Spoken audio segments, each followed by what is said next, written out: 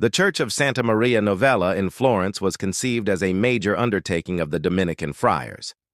The laying of the first stone is traditionally dated to October 18, 1279, on a building site opened in the preceding years, and the Gothic nave was made fully usable between the mid and late 14th century. The solemn consecration took place in 1420, while the Renaissance façade, designed by Leon Battista Alberti for Giovanni Rucellai, was completed in 1470. Therefore, if by year of construction we mean the start of the main body, the date is 1279. If we consider the church's definitive face toward the city, we must also keep 1470 in mind. The materials reflect both Florentine building tradition and a carefully calibrated decorative program. The load-bearing structure is masonry in stone and brick, bound with lime mortars with extensive use of pietraforte, a local sandstone, robust and workable.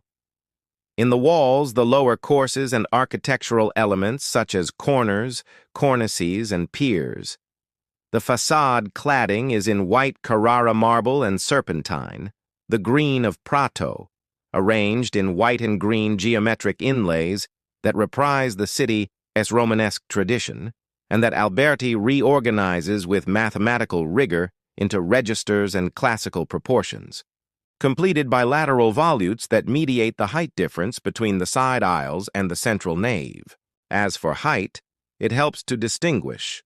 The central nave, typically taller than the aisles, reaches a notable elevation for a Florentine Gothic building, but there is no single official measure reported in popular syntheses. The bell tower, attributed to Jacopo Talenti in its 14th century configuration, stands at around 70 meters, a value that makes the basilica visible in the urban skyline without competing with the exceptional verticality of the nearby cathedral. The time required for construction, understood as the effective building span of the nave, covers roughly 70 years from 1279 to full late Trecento functionality. If instead we adopt the historical perspective of a living building site up to the 1420 consecration, and then to the façade's completion in 1470, the arc stretches to nearly 2 centuries, with phases, workshops, pauses, and updates consistent with medieval and Renaissance practice. Regarding the materials used in the modern sense, concrete and metal, a 13th to 15th century building did not employ Portland cement concrete or steel reinforcement as in contemporary works. The structures are ashlar and brick masonry with lime mortar. The roofs are borne by timber trusses, and the thrusts of the vaults are balanced by systems of buttresses and, where necessary, by localized iron tie rods. Consequently, there is no measurable quantity of concrete in cubic meters, nor any tally of kilograms or tons of steel comparable to that of a 20th century building. Any figure would be conjectural and unsupported by documentation.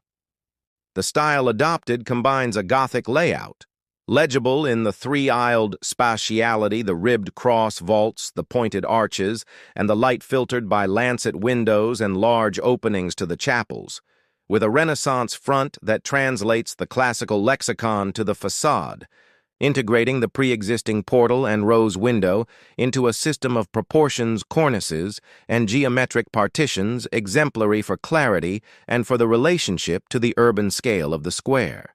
As for the number of statues, the façade does not present a sculptural population in ranks like other Gothic cathedrals.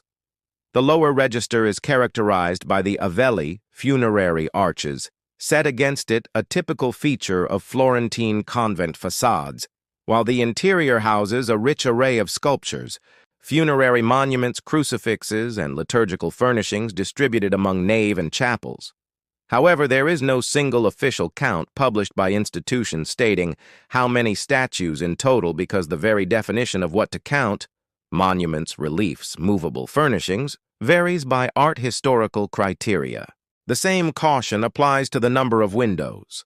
The building includes the large rose window on the façade, a sequence of Gothic lancets along the naves, and the transept and stained glass windows of extraordinary quality executed between the 14th and 15th centuries.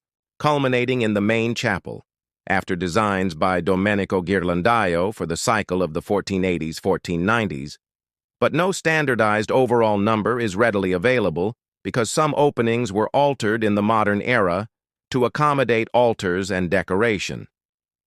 In a linear summary, construction began in 1279, consecration in 1420, facade completed in 1470, structure in pietraforte and brick with lime mortars, cladding in white marble and serpentine, bell tower around 70 meters, a long building process with phases spanning the 13th to the 15th centuries, no modern concrete or quantifiable metal armatures, Gothic for the layout and Renaissance for the facade. No official total count for statues and windows in the face of a vast and layered heritage inside and out.